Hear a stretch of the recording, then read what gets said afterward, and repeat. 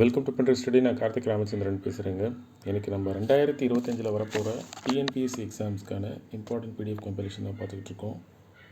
General ஸ்டடீஸ்க்கான previous year question, இதே மாதிரி mental ability, Thirukkural நம்ம தனியாக தான் வச்சுருக்கோம். பொது தமிழ் ரெடி ஆகிட்டுருக்கு, கொஞ்சம் நாள் ஆகும். சரிங்க, நம்ம ஜென்ரல் ஸ்டடீஸ் பற்றி பார்ப்போம். நீங்கள் பார்த்தீங்கன்னா மொத்தம் 6 யூனிட்டாக கொண்டு வந்திருக்காங்களே தவிர முன்னாடி இருந்த சிலபஸை அவங்க எதுவும் மாற்றலை. கரண்ட் அஃபேர்ஸை மட்டும் இந்த ரெஸ்பெக்டிவ் டாபிக்ஸ் கூட மர்ஜ் பண்ணியிருக்காங்க. அதே மாதிரி யூனிட் 9ஐயும் எக்கனாமியும் மர்ஜ் பண்ணியிருக்காங்க. ஐஎன்எம்மையும் ஹிஸ்ட்ரியையும் அவங்க மர்ஜ் பண்ணி வச்சுருக்காங்க. அதே மாதிரி ஒவ்வொரு டாப்பிக்லையும் இவரோட கொஸ்டின்ஸ் வரணும் சொல்லிட்டாங்க. சரிங்களா, இப்போ முன்னாடி எல்லாருக்கும் ஒரு டவுட் இருந்துச்சு, எந்த டாப்பிக்லேருந்து எந்த சப்ஜெக்ட்டுக்கு இம்பார்ட்டன்ஸ் கொடுக்கணும்னு சொல்லிட்டு. அந்த கொஸ்டின்ஸை பார்த்தாலே உங்களுக்கு தெரியும் இதுக்கு இம்பார்ட்டன்ஸ் கொடுக்கணும் அப்படின்னு சொல்லிட்டு. சரிங்களா, 2 மீடியம் ஆஃப் ஸ்டூடெண்ட்ஸும் யூஸ் பண்ணுற மாதிரி தான் இந்த பிடிஎஃப் இருக்கும். டிஎன்பிஎஸ்சி பொறுத்த வரைக்கும் உங்களுக்கு மெட்டீரியல் என்னென்னு கேட்டிங்கன்னா school book plus previous year question போதும். அதை தாண்டி வேறு எதுவும் படிக்காதீங்க.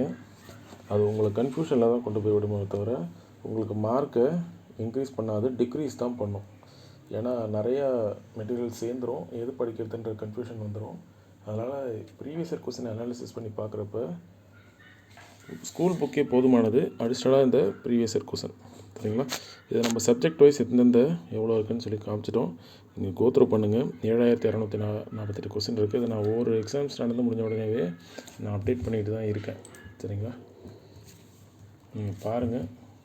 இந்த வாட்டி மென்டல் எபிலிட்டி அண்ட் ஜென்ரல் ஸ்டடீஸில் கொஞ்சம் கான்சன்ட்ரேட் பண்ணுங்கள். முன்னாடி இருந்த பொது Tamil general English plus mental ability formula இனிமேட்டு ஒர்க் ஆகாது. ஏன்னா எல்லாமே ஆவரேஜாக தான் பர்ஃபார்ம் பண்ணுவாங்க. சரிங்களா, நீங்கள் ஒரு 80-85 போட்டிங்கன்னா இன்னொரு ஆளும் 80-85 போடுவாங்க. ஏன்னா டாபிக்ஸ் நிறையா ஈஸியாக இருக்கிறதுனால. சரிங்களா, ஏன்னா இப்போ ஸ்கூல் புக்ஸ் ஃபுல்லாக தரவை படிக்க தேவையில்லை. அதனால் நீங்கள் பார்த்துக்கோங்க.